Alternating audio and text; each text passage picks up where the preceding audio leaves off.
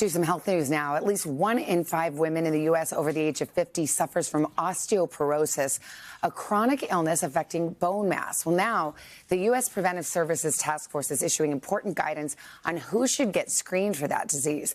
NBC News medical contributor Dr. Natalie Azar here to break it down. And so, doctor, what is the panel recommending? Right. So the panel has a little bit of a nuanced update from their last recommendations, and they're essentially recommending bone density screening for women who are 65 and older, or postmenopausal women who are younger than 65 who may have risk factors for osteoporosis. Again, they have not made a recommendation for or against screening for men. What I will say is that a lot of other medical societies do recommend screening for men above the age of 70. So if you're a guy out there and listening, I do recommend talking to your healthcare provider. Men do get osteoporosis too, but obviously it's more frequent in women.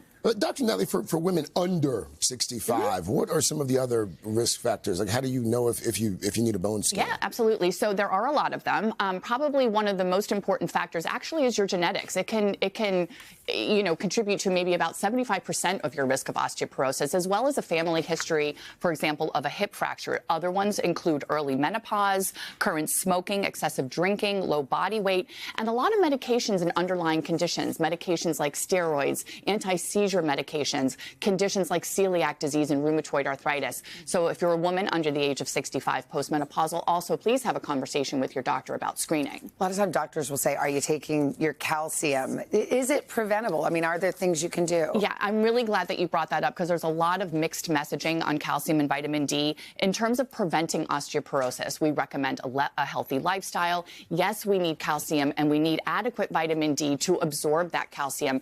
And for all you folks out there with kids who are either teenagers now or will be teenagers one day, that is the period of most rapid bone growth where calcium is really, really essential to get that peak bone mass, limit alcohol, no smoking, and stay active for no other reason than to prevent falls. As my mentor has said, the best way to prevent a fracture is to prevent a fall. Okay. Dr. Azar, thank you very much. Hey, thanks for watching. Don't miss the Today Show every weekday at 11 a.m. Eastern, 8 Pacific on our streaming channel, Today All Day. To watch, head to today.com/allday or click the link right here.